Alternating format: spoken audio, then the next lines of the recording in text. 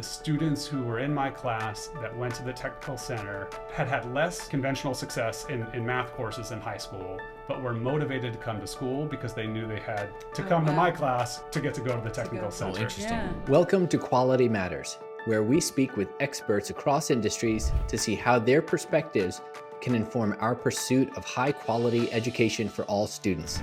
I'm Shaka, and this is Caitlyn, and we're happy to be your guides for this limited series.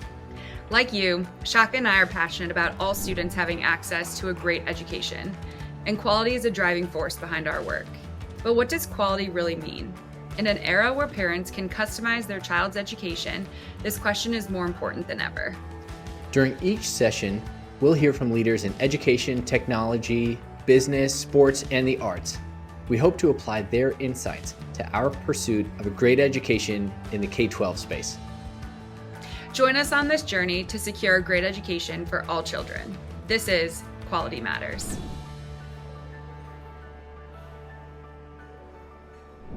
All right, well, we are at the Emerging School Models Conference at Harvard University, and Shaka and I are really excited today to be joined by Shawn Dockerty. He is the professor of education and policy at Boston College, and we're really excited to have you, so thank you for joining us. But this idea of you operating at the intersection of education and workforce, we're going to pick your brain, learn from you.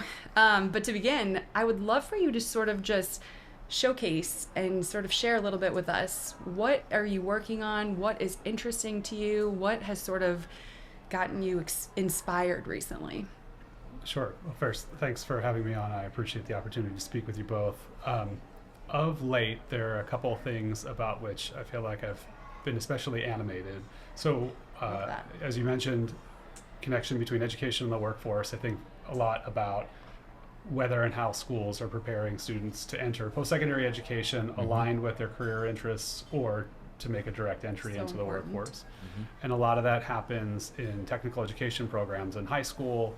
And so I've been thinking a lot about the role of employers and how schools and employers can form partnerships that are good for the employers, but also develop the sorts of skills that the students need really to be competitive in the workforce. And we have some good evidence that having those work-based experiences in high school can make a big difference, especially when they complement the sort of skills that students are developing as part of, for instance, a technical education program. What we sort of don't know is how those experiences are set up, right? So is the school going out to the employer and saying, you know, here's a proposition, this is what we think we would like, and the employer, you know, are they developing this collaboratively, or is the employer coming to the school and saying, hey, we need people who can do the following things, who do you have? How those partnerships get made, I hear lots of stories in talking to schools about how they set that up, but as there's been more interest in the education space and policy space of doing more work-based learning, there's a general lack of understanding about how this is done well. And I think getting to scale with quality is really going to require better understanding how those partnerships are brokered, what sort of parameters are put in place to ensure that students have a good experience, that employers are getting something that they value either in the short term or in the medium to long term. And so I've just been diving into the data, having conversations with educators and to some extent employers to get a better sense of how they're operating in this space. Yeah, I can see why, of course, that would be so exciting. You know, those are new thrilling opportunities for students to have experiences with.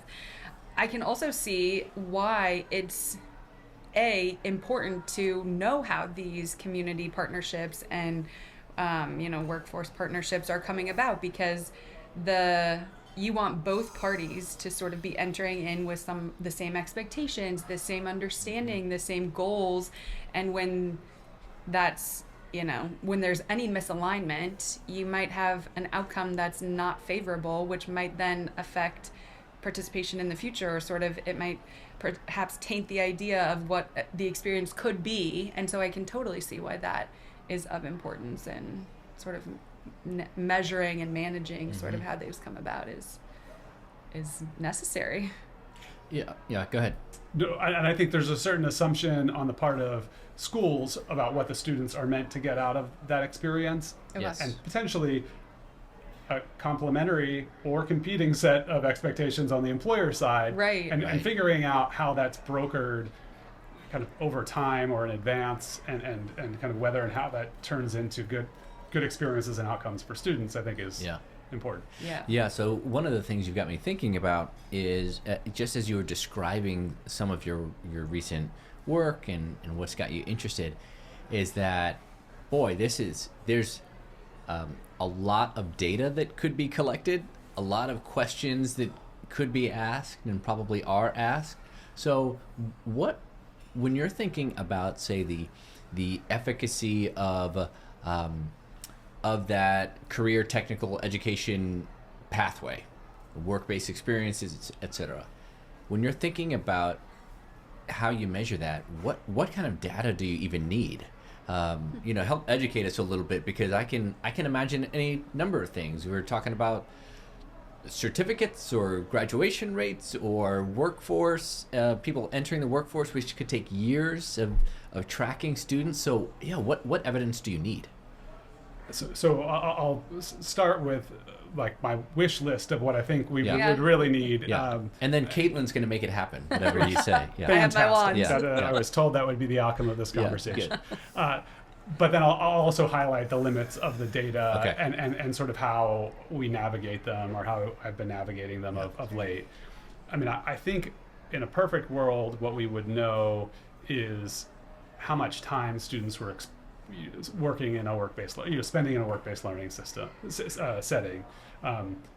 What sort of components maybe were happening at the school? So whether it's hours or credits that we use sometimes as proxies for hours. On the employment side, it'd be really helpful to know how many hours are they working, how much are they getting paid, or how are they being compensated? Maybe it's credits, maybe it's financially, and then beyond that, and those sorts of things we can observe for the most part. Like in the best student, state longitudinal data systems, I can see students enrolled in courses. I can see if they're earning credits, getting letter grades, and in some circumstances, I can see if they're employed. I know the industry of the employer, but I don't know like occupationally what they're doing, if they're getting paid. Mm-hmm. And I often, in many state systems, don't know how many hours they're working. So I can see a total earnings, but I don't know, did they do that in 20 hours or did they do that in 70 hours? Okay. So a little more granularity in either of those two data systems, I think, goes a long way to having a better sense of what is actually happening. But beyond that, it would be great to have measures, I think, of more like affective, soft skill outcomes.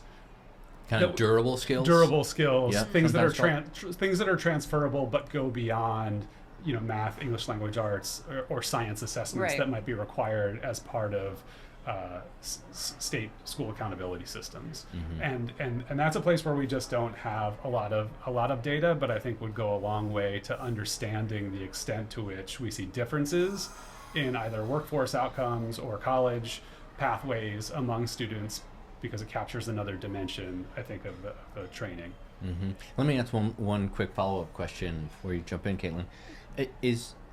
I read that a smaller number of students, say, secondary students, high school students, are working than was the case, say, 20 years ago.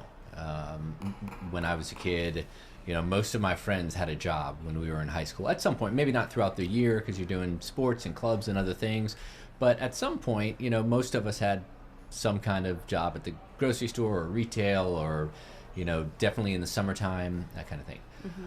But that number has decreased. Is there any link between those work-based experiences and academic outcomes?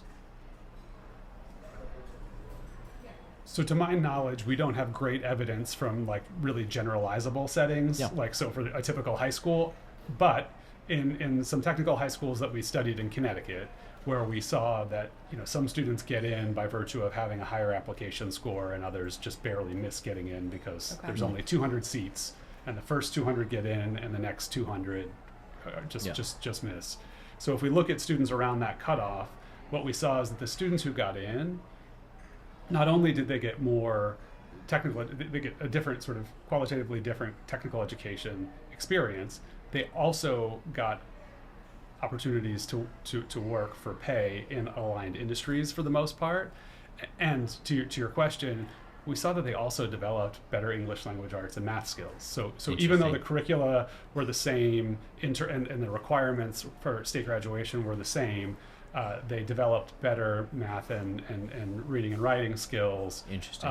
In ways that we can't totally unpack, but seem to have been complemented by that experience. Yeah, that's fascinating. So much of what you're saying, I'm thinking, oh, that's a reason why this is important, or oh, and that's a reason why participation in these programs is going to create a high quality life. So I'm gonna just take us back to a very basic question, but I would love to hear in your words, why do you find such tremendous value in these career, technical, working experiences? And how does the value that students, get, the experience they get, how does that sort of set them up and equip them for higher quality futures and for, furthered enjoyment in their lives in some capacity? So how I came to care about this was I was in a previous professional life, a high school math teacher and then assistant principal, and I had students who were in my math class that also attended our regional technical center that was on a different but adjacent campus to the comprehensive high school where I worked. And I found that the students who were in my class that went to the technical center had less success, conventional success in math courses in high school, but were motivated to come to school because they knew they had to come to my class to get to go to the technical center. Oh, interesting. Yeah. So what interests me about the potential of technical education is its ability to potentially engage students differently than the typical high school experience. Mm-hmm. What it also does is I think let them more authentically explore possible pathways in their post-school life, but while still in school. And so I think when done well, and when students really get an opportunity to explore, when they get supports to develop a range of skills, and when they leave high school with more information about the trade-offs between one particular pathway and another, and what it takes to actually pursue one versus the other, I think that sets them up for adult decision making and more opportunity after high school. And I add the caveat is when it's done well, is because I think putting the label on something and not having a really deep experience that's intentionally designed, I think just putting the name on it doesn't necessarily deliver that outcome. Yeah. But under the right circumstances, I think that's the reason. In so many of our conversations, we talk about quality, the metrics of quality, how to assess quality, and we do see some, and probably more, now than before, using engagement as a metric of a quality education program. Mm-hmm. But what you just described, and sort of what you have found to be an effective way of eliciting engagement from students is so awesome. And I was immediately thinking, I taught kindergarten, different than high school math.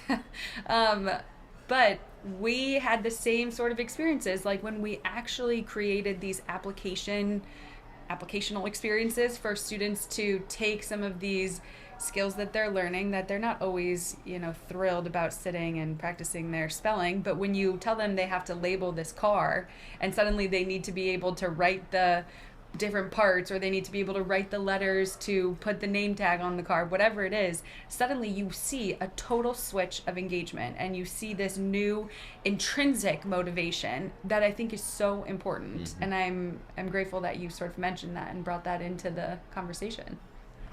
And from my perspective, and this is not my expertise, but part of the way I make sense of this connection between general skill development, right? Why do math and English language arts skills improve in technical high schools in Connecticut?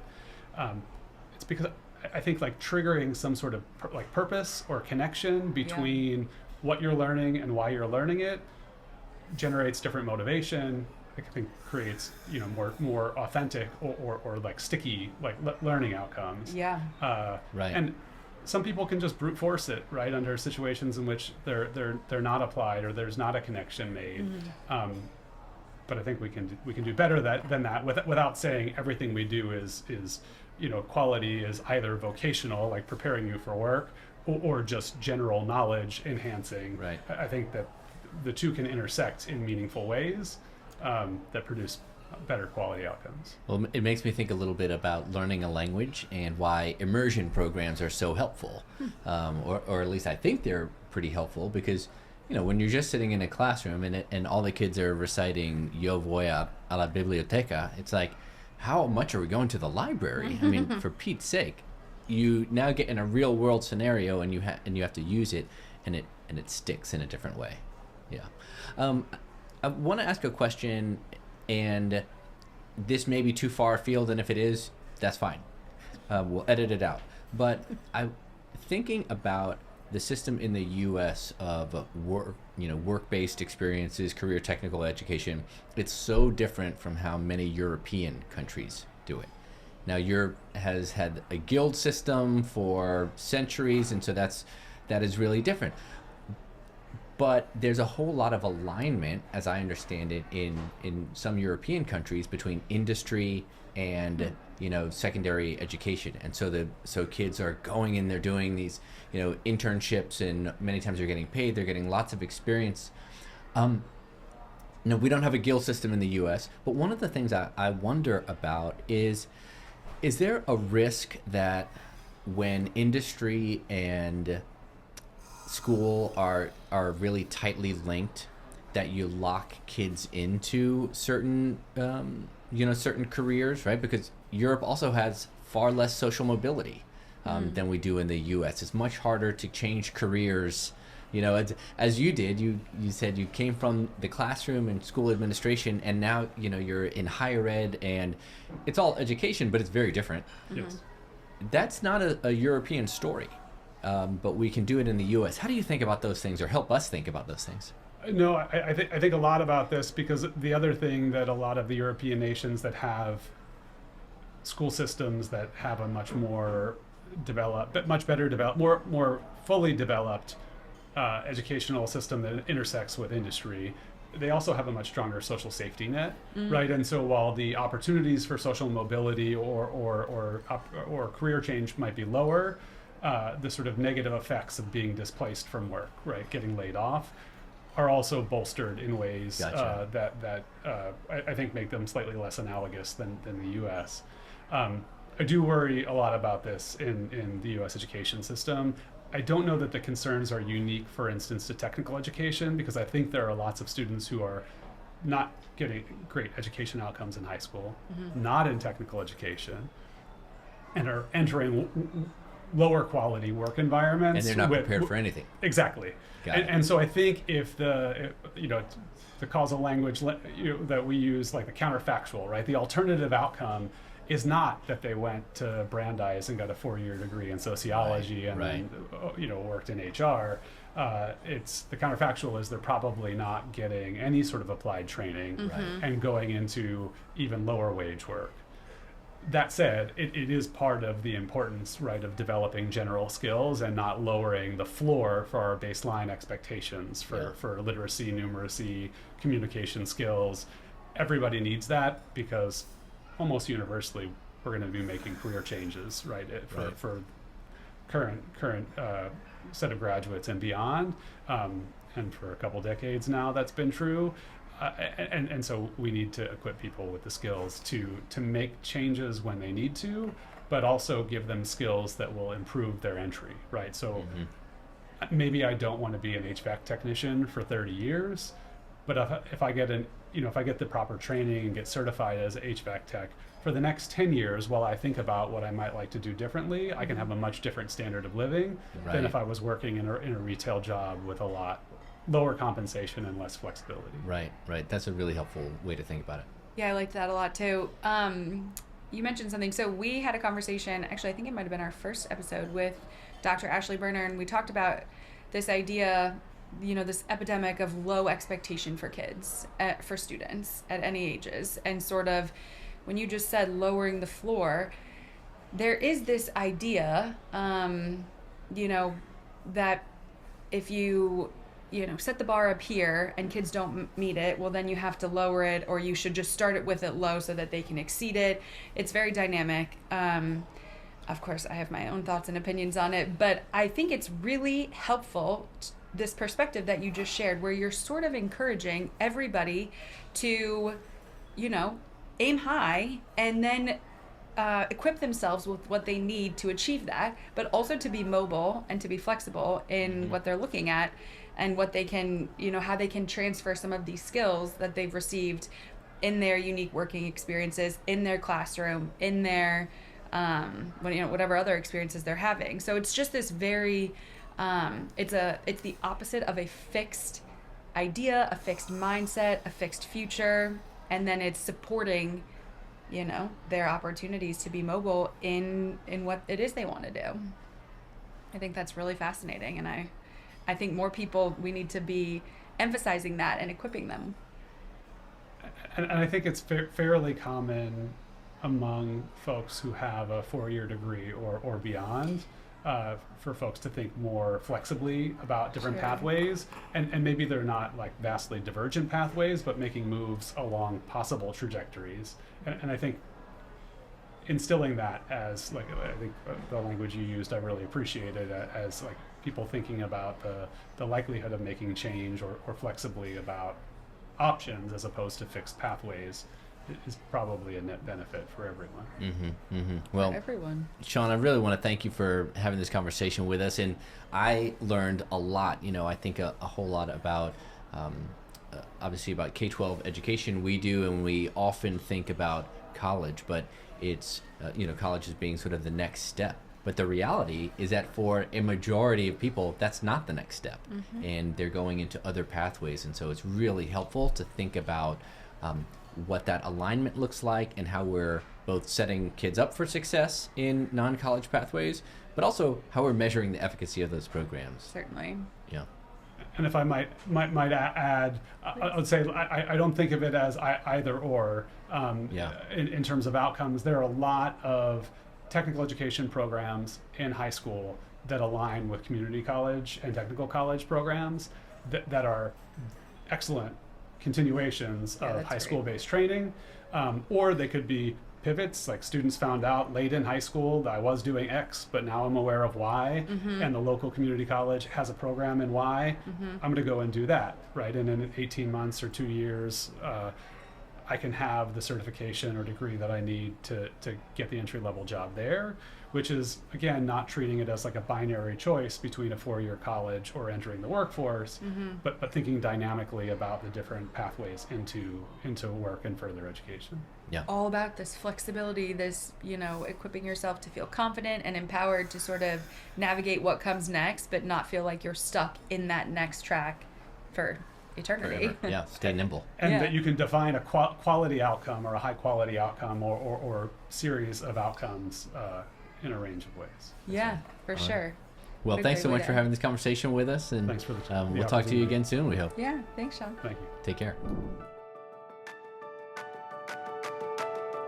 All right, Caitlyn, so we had a great conversation with Shawn Dockerty from Boston College. So let's break down that episode. A couple things come to mind for me. The first thing that I just want to highlight, because I've really appreciated how he phrased it, and that is sort of work as motivation and work as a motivator for students coming to school. We often think about, or I've thought some about, things like arts programs or maybe even athletics, like kids who are not really into the academic kind of core components of the school day, but who are maybe on a team, and they say, well, I've got to sort of suffer through school so that I can pursue my sports team or pursue being in the band or some extracurricular opportunity. But he talked about that also being the case in the work-based experience domain, and that resonates. That makes a lot of sense. I can see how that is true for many students. Yeah, I loved that. And everything you just said, I also highlighted and have continued to enjoy sort of thinking about this idea of motivation and what inspires engagement, what inspires motivation, the experiences, and sort of connecting some of these learned skills, these lessons, to real life application and to real life experiences and opportunities for that application is so necessary. It's so imperative. You spend time as a teacher, I spend time as a teacher. A lot of what I felt like I was constantly trying to do was connect what I'm teaching to life. And I did it at a kindergarten level, and that was, unique and complicated because these are little people who haven't experienced much life. Yeah. And yet you could just tell when something I was teaching them suddenly made clicked. Sense in their world. And suddenly they not only felt bought in, again, like I said, to learn how to write, but they knew that this new skill set was going to allow them different access into their world and different opportunities in what they were wanting to do. Yeah. And one of the things I just would love to give them a bigger stage for and a louder microphone for is this idea of sparking that engagement in some of these young adults, some of these secondary students, so that they are entering into the world with enthusiasm for utilization of what they're learning and sort of having that be intrinsic and self-motivated. It reminded me of Gerard Robinson. Yes, thank you.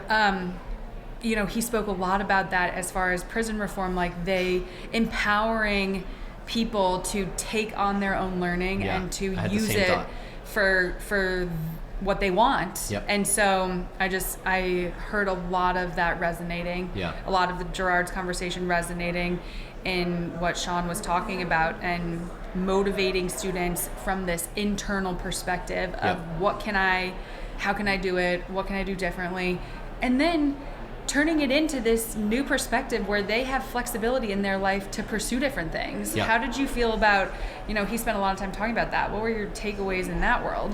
He really challenged me, I have to say, to not think about career technical education in sort of one silo and then college in a totally different silo. Yes. But that people can move back and forth. Yep. At different times in their lives, right? Yep. They may have you may be absolutely college material, or sort of have the capability to pursue not just a 4-year degree, but even more than that.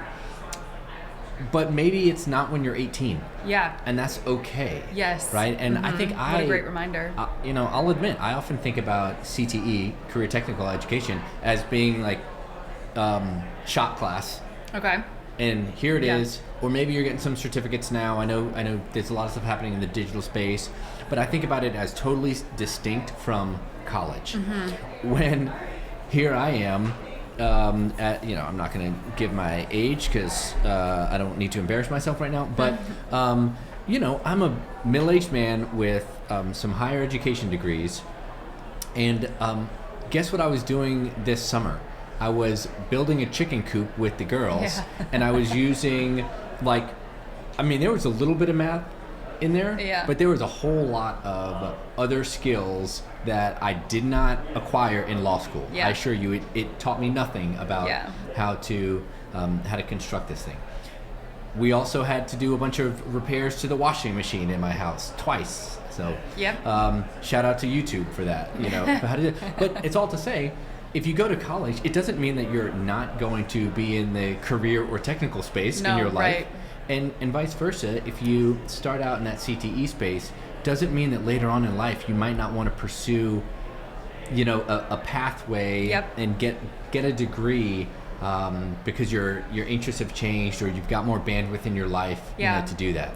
No, I think that's so accurate. I actually have a great example. So we hosted a bunch of meetups. I think it was in 2024, but it could have been in 2023. And for whatever reason, we were sort of responding to inquiries, and they were all about CTE. People wanted to connect and gather around career and technical education. What does it look like? Who is currently doing it well? And what are the benefits? We had tons of engagement. And so we had a couple of these meetups, and one organization in particular stuck out to me out of Ohio, and they had found partnerships or created partnerships with NASA, and NASA would send them, their school, these different parts, like old parts, equipment. I don't even know what it was. Like, to me, I envisioned it just a box of materials showed up. Yeah. And the students would, whatever their sort of technical classes were, they would use these materials, they would repurpose them, they would re-engage them in new utilizations. It was so interesting. Anyways, then NASA decided, you know what, we actually want to re-engage again. So after we send you this, we want you to then present back to us what you have made, what you have done, how it works, and sort of. And so I say all of this because a lot of these students realized when they were presenting their products back to NASA that they actually needed many of the skills found in certain schooling opportunities, higher education, high school, whatever it was. Like, they had to have this deep engagement, but the chance and the experience they had to get outside of the classroom and to engage in some workforce opportunities and experiences actually put them back into these different tracks. And so I'm not saying, again, I'm not reinforcing that college or higher education is the track to be on. Yeah. But this example might kind of speak to what Shawn was sharing, that it's more of like a French braid than just two individual tracks. You can take different pieces of the different experiences you have, and it's all ultimately comes down to exposure and what you can. That's really interesting. And so these things are kind of woven together, and they're one side can benefit the other, right? That's right. Yeah, you're not going to be in the workspace and not have to interact with people and have those durable skills. I appreciated what he said about the fact that learning becomes more sticky when you've got a tangible use case for it, right? I mean, I think that's often the problem with a lot of math. Yeah. So I mentioned my chicken coop earlier, but that was actually a really useful way for me to incorporate some geometry. Yeah. Right? Because we're measuring this stuff out. I didn't want to overbuy, supplies. Right. So I had to measure things out. I actually do not have a practical use case for the quadratic equation. I don't know that I could tell you what it is. Yeah. So if somebody had given me a practical use case for that, maybe I would know what that is, and know how to use it. It's negative b plus or minus square root b squared minus 4ac over 2a. I don't know what that means. I don't know what that means, though, really. So let's be honest.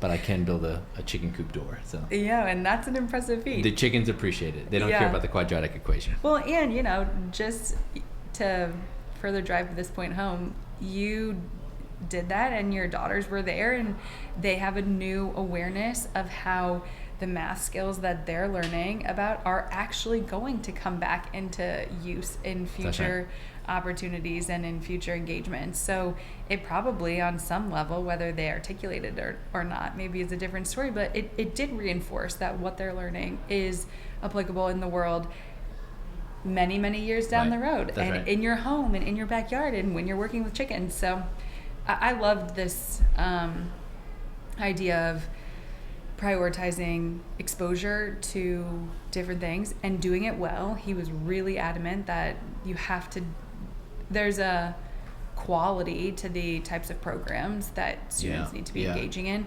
and that the workforce, companies need to be clear on their expectations as well. Yeah, cognizant. I mean, just like we talk about in the education space, about like the number of days doesn't necessarily matter. Mm-hmm. Like, same thing. It's not necessarily how much time is spent in an internship. Yeah.